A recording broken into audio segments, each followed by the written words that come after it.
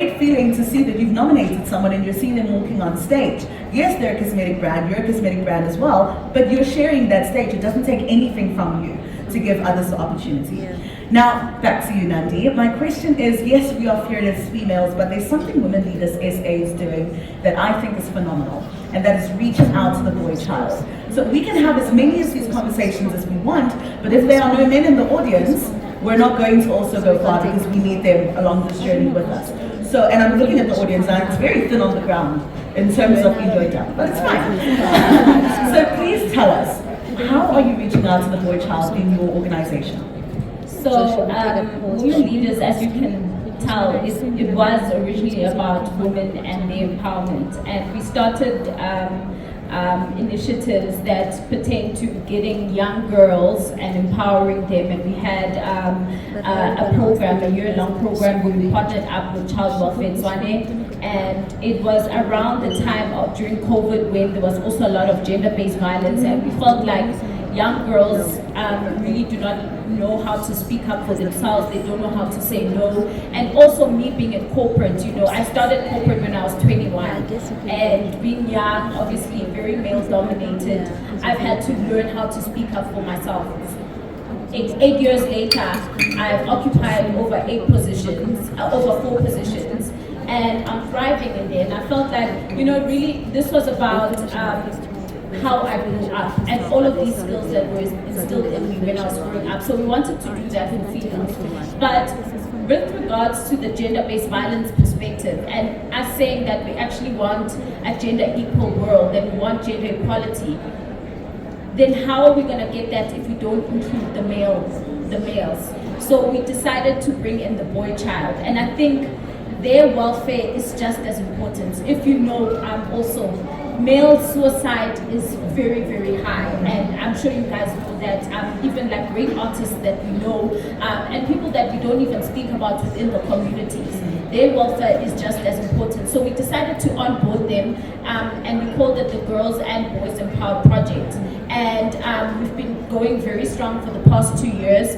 and really it's about mentorship. I think that young boys sometimes feel like, you know how we grew up and they say no into family clean, and I saw that also with my brother, and how everyone was like, no, family clean into don't cry, your boys are not allowed to do this. And we wanted to really shatter that stigma and say, actually it's okay for you to show your emotions, it's okay for you to cry, it's okay for you to ask for help. So we've partnered up with Child Welfare Tshwane, and we do mentorship programs, and we also invite males, especially where I'm coming from. I actually ask my colleagues to mentor a boy child, and that's been going very well. And you'll be surprised also at how over the year you find the boys actually, they are the ones that come more often than the girls. So we have the initiatives, we host them every single month.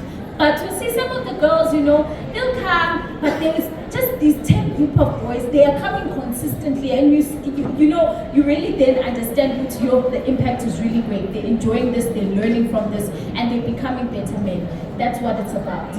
I love that. We need better men. So what you're doing is incredible. It's starting at a young age as well, because unfortunately when they get to a certain age, it's hard to change those things that they've been raised with. But at the end of the day, we live in a world that has men, and there's nothing we can do about that. There's only one city, it's one village in Kenya that is specifically for women only. If that's where you want to go, you can head in that direction. But the rest of us live in a world with men, and that means that we need to collaborate, we need to work with each other, we need to learn how to cohabit in this world that we live in. Kamini, my question is now for you. Now, I see you everywhere. Whenever something good and whenever something big is happening, you are there, which means your networking skills are incredible. And that's something that we all have to learn today. Please tell me, how are you able to network and maintain these networks that you create? I think networking is all about starting with yourself, right? I think for me, I'm really passionate about being authentic, leveraging your authentic self and showing up as the best version of yourself. And I think when you truly find who you are and why you're here and what your purpose is, you will naturally start to attract. You almost become magnetic towards attracting people that are aligned to your vision and your mission and your purpose. So for me, it's really about alignment and making sure that, you know, I've got the right people in my corner. I've got women that support me. I've got very powerful, especially women of color, that uplifting other women. And I think networking is really about give and take, you know. You're not going to just pick up the phone when you need a favor and ask for something. It really is about fostering that relationship. Keep it going. Check in on other people. You know, the human side of what we all need to be is key to being effective in networking. And you know, also the power of social media is also a huge part of that, because often I get invited because of my social media presence, because I have a voice and I use my voice and I use it you know, to impact and inspire. And that's often why I get called to these events, or, you know, speaking at these events. And I think it really is about being yourself and leveraging yourself, so that people are going to see that and resonate with you, and, you know, want you to lend your voice to a particular campaign or particular event. Thank you so much for that. And what I love about what you said is intentional networking. It's not just throwing seeds in the farm and, you know, expecting all of them to grow. It's being intentional about it. And that's something that we weren't taught growing up. We were taught when you go into an environment like this, network with everyone, give your business card to absolutely everyone, and then at the end of the day you realize you haven't created any actual networks. So find out what people are doing. If you are interested in it, if you are aligning with each other, then go forth and boost that network to become something more. I'm going to ask a question later, but before I do, we're going to take 2 questions from the audience as soon as, I've been talking to tell you about time. We'll take 2 questions from the audience as soon as I'm done with Allegra. So if you're thinking about it, if you've got this burning question that you can't leave here without asking, then please indicate to me just now.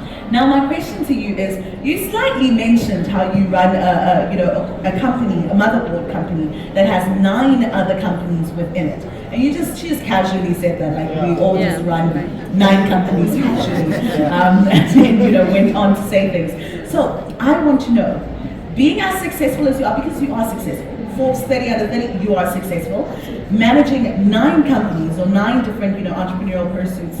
What are your top 3 tips? For the entrepreneurs in the room, rather, what are your top 3 tips when it comes to entrepreneurship? Throw me in the deep end. So many. So my top 3 tips would: 1, do something that you love, whatever that's going to be. Be honest with yourself. I think sometimes we fail to have honest conversations with ourselves. We follow the trend. Someone is starting a beauty company. We're like, if Mbali can do it, I'm there. That time, that's your weakness, but it's her strength. So figure out what it is that you want to do. I have always asked anyone who went to even high school with me. Actually, just yesterday, a guy commented on when I shared the poster for this event that I'm speaking here on my LinkedIn. One guy that I met he used to be a PR manager at Kaiser Chiefs. He commented that I met her in 2011 and you could not stop Allegra from talking about Ogela and her dreams. My heart gets so warmed by comments like that, when people who know you from years ago when you started, and they can tell you that you have always been about your business, whatever that is. I didn't change along the way as, oh, this is trendy, it's fashion, it's whatever, let me jump ship, let me start doing that. You know, I stuck to what I know. I stuck to what I love doing. Even with business, things fluctuate. One year you make a lot of money, the next, not so much. And then you've got like a dry season, you're like, what is going on? And then you're like flying high, you're like, whoa, yeah, this is it, you know? So in those moments of those dry seasons, if you are doing something that you really, really love, you won't even think twice about leaving it. You won't think twice about quitting, because you know that that's where you really want to be. So 1, do what you really, really love. And surround yourself with a great team. No man or woman is an island. You are never going to do everything on your own. Like I mentioned earlier, in the beginning, know your business like the back of your hand. Meaning that if today I happen to lose my accountant, I can't afford to pay my staff anymore, I have to retrench. I can't afford to have a social media manager, a publicist, a senior account manager. I can write a press release in 10 minutes. I studied PR and communications. I'm a journalist by qualification. I know how to write. So my business would still survive with just me. But would it thrive? Would I scale it alone? I can't scale it alone, which is why you need a team. But should all else fail, I'm pretty sure Mbali can operate from her garage selling her products, because that's how she started. She did it on her own. She knows her business. Like every other successful entrepreneur will tell you that I started on my own, you know, so I know my business like the back of my hand. So don't be too quick to start, ooh, a team, I need this, I need to know your business, you know. But when you get to a point where you need to now start scaling, please find the right people, pray over your business. Like Imani just mentioned, listen, I've got stories for days where we hired the wrong person that nearly sank the whole ship.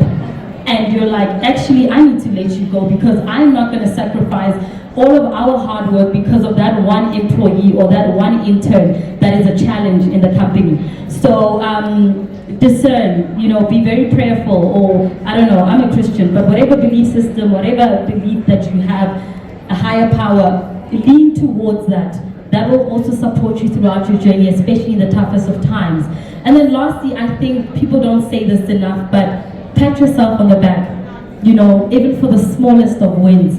You know, if you have a great week of sales, clap hands for yourself, you know, because not a lot of people along your journey of entrepreneurship will tell you, we are proud of you, you are doing a great job, keep going, you know, and it's difficult. So you get to moments where you're like, actually, I want to give up, and no one is there. Even family members sometimes, because they don't really, they're not close to the work, they're not close to the vision, they might not even understand the challenges that you face. They might listen and have nothing to say in response. What then, you know? So you are your number one cheerleader. You know, me, no one can tell me anything. And that's not arrogance, that's confidence. Before the publications came, before the awards came, before my bio, my profile is probably 4 pages long, and we need to cut out some things. The accolades page alone is like 2 pages. But before all of that, I knew I'm Allegro. I knew that I'm going to be successful. You know, I didn't really need a second, third person to tell me that I'm on the right track, even though that's great. I looked in the mirror, even when I was earning peanuts, I said, I am that girl. And one day, I'm going to make it on Forbes. One day, I'm going to speak abroad. Thank you. And I remember someone reminding me on Instagram about 2 years ago that back when I started my business in, I think it was in the 2nd year of my blog, Ogel Entertainment, I had my alarm clock was, you know how you can name your alarm clocks? Mine was, get up, you didn't make the Forbes list. And yes, sometimes I would snooze it a couple of times because you're tired. But when I made the Forbes list in 2017, I was featured in Forbes Women Africa in 2015 at 25. And at 27, I made the Forbes 30 under 30 list. I changed that alarm clock so fast. I was like, girl, you made it. Now keep going. Thank you so much, Allegro. I know I promised you questions, but we're literally going to be kicked out with the music. So here's what I am going to promise you. All the ladies that are here are going to stay. Are they still around? We're still around for the next 5 to 10 minutes, so please find someone and ask them the question, and you can give yourself a one-on-one answer, which is even better. See, that's it. Thank you so much for coming to this event.